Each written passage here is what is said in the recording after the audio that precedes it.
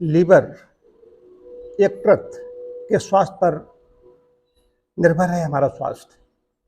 हमारे शरीर का स्वास्थ्य लीवर यकृत जितना ही ज़्यादा स्वस्थ होगा उतना ही ज़्यादा अच्छा होगा, ये सिद्धांत है। लीवर के बारे में कहा जाता है लीवर किस ओर होता है, हार्ट किस ओर होता है, इस ओर होता है। तो लीवर राइट साइड में होता है, राइट साइड में होता है। तो लीवर के बारे में कहा जाता है लीवर यकृत राइट साइड में होता है। तो ये राइट रहेगा, ये ठीक रहेगा तभी हमारा स्वास्थ्य अच्छा रहेगा, ये सिद्धांत है। लीवर के स्वास्थ्य पर सारा सब गड़बड़ है कि पहले क्या होता है, लीवर की फैट अंदर इकट्ठी होगी, फिर बाहर इकट्ठी होगी, फैटी लीवर बना, फिर फैट जितनी ज़्यादा बढ़ती चली जाएगी, पेड़ों में आएगी, गर्दन में आएगी, ट्राइग्लिसराइड्स बढ़ेंगे, कोलेस्ट्रॉल बढ़ेगा, फैट नस नाड़ियों में रक्त वाहिकाओं में बढ़ती चली जाएगी। ठीक वही सिद्धांत है जैसे अभी यहाँ पर कमरे में, यहाँ पर आप लाइए गेहूँ भर दीजिए, तो इसका अंदर जब जगह नहीं रहेगी तो हम कहाँ बैठेंगे, जा करके बाहर बैठेंगे। फिर बाहर भी कुछ ला के धान लगा दिया कर तो हम वहाँ छोड़कर कहाँ जाएंगे, और नवग्रह वाटिका में चले जाएंगे। वही चीज़ है लीवर के मामले में कि ये ऐसा क्यों हो रहा है। करोड़ों लोग जूझ रहे हैं इसमें। प्रकृति कोई इमरजेंसी नहीं है, फैटी लीवर हो गया है, कोई ऐसी इमरजेंसी नहीं है, लेकिन चेतावनी है प्रकृति की ओर से, सावधान हो जाइए।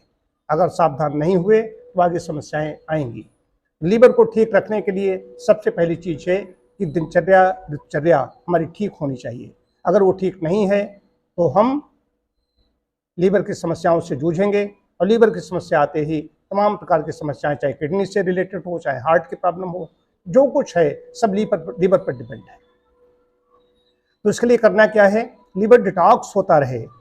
स्वस्थ व्यक्ति है उसके लीवर के स्वास्थ्य की कैसे रक्षा हो, और जो रुग्ण हो गया है उससे रोग मुक्त कैसे हो जाए। सीधी सी बात है, कारण बिना कार्यम कदाचन न विद्यते सिद्धांत है।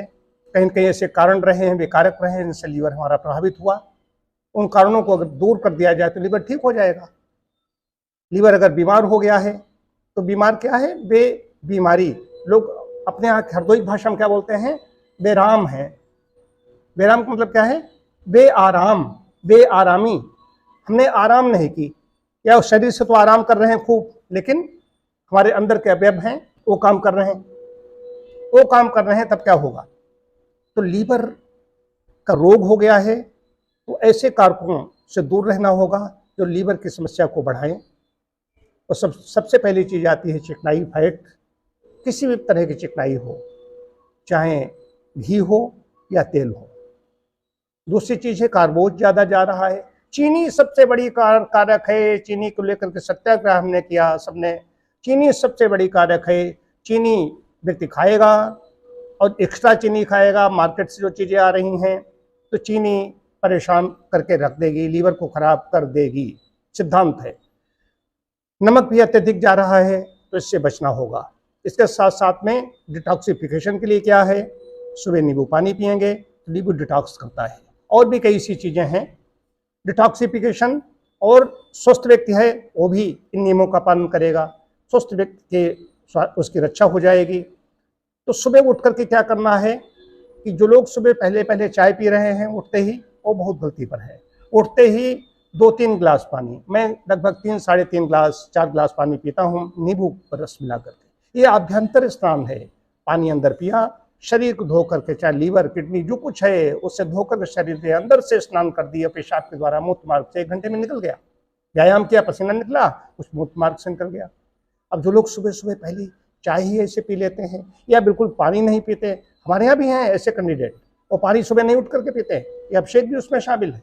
यहाँ पर आकर के पिया कर वहाँ पर सुबह उठ पानी चाय पीने लगे हों, नहीं पीते हैं, लेकिन पानी सुबह पिया तो सारा सब धोकर निकाल ले गया। पहली चीज, बाहर के स्नान से भी आवश्यक है आभ्यंतर स्नान, पानी पीना, उषापान इसको कहा गया है। निर्जली एकादशी आ रही है, कल है, आज से शुरू हो गई।